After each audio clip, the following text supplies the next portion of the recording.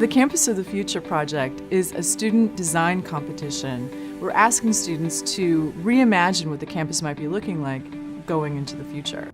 This is the University of Michigan's Martian campus. We have set out to be the Red Planet's foremost institution of higher learning. Mobile labs aren't limited to a specific field or discipline. They can be used by any discipline seeking more direct engagement with communities. Think mobile health clinics or ethnographic studies. Universities have been pretty much the same for a long time. Our students are creative, thoughtful, and interested in changes, and so we wanted to see what they can do. Application begins with the foundations of conducting and isolates the nuances of communicating different musical expectations by using single sound exercises, so that any student can become the world's next maestro. The visionary biological addition used bacteria and agricultural waste to grow lattice structures.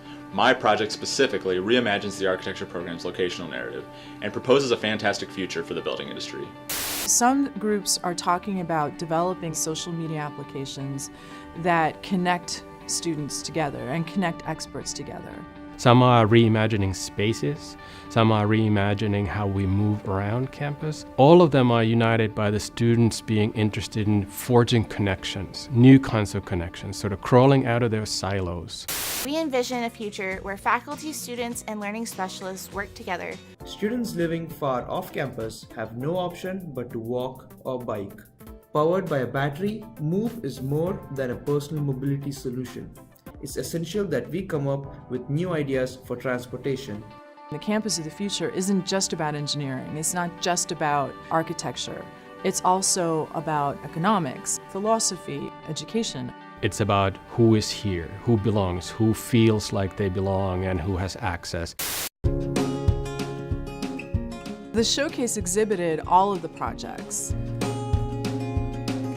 Who best to think about who we will be in the future but our students, because they are the future. Among them are the faculty of the future, the higher ed professionals of the future, and so I'm hoping that we get inspired by what the students are suggesting. I mean, the thing that was most interesting is just the diversity of the students. I mean, they have very different intellectual backgrounds. They're thinking about very different kinds of things. Some of them are looking to the far future. Some of them are trying to solve the problem that will get us, to a better place in 5 years from now. They are bold, they're creative, but also they show empathy. They show care about others, they care about inclusiveness. At the end of the day, what I was most impressed by was the level of collaboration that has been taking place in the context of the projects across disciplinary boundaries. And the students have done this. They've taken the initiative to do that, and that's not always easy to do. We didn't know who the judges were, what it was going to be like. We had a little talk, a little powwow. At the end, when they offered questions, they asked us to kind of think about more about how we can actually put it towards the learning side.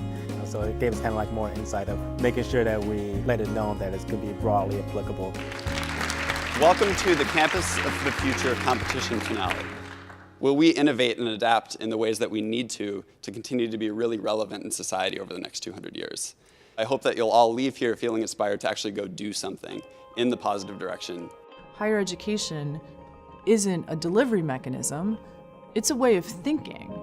And so I think this is an important moment in time to be thinking about what higher education is and what it can do, and why it is so important to our society.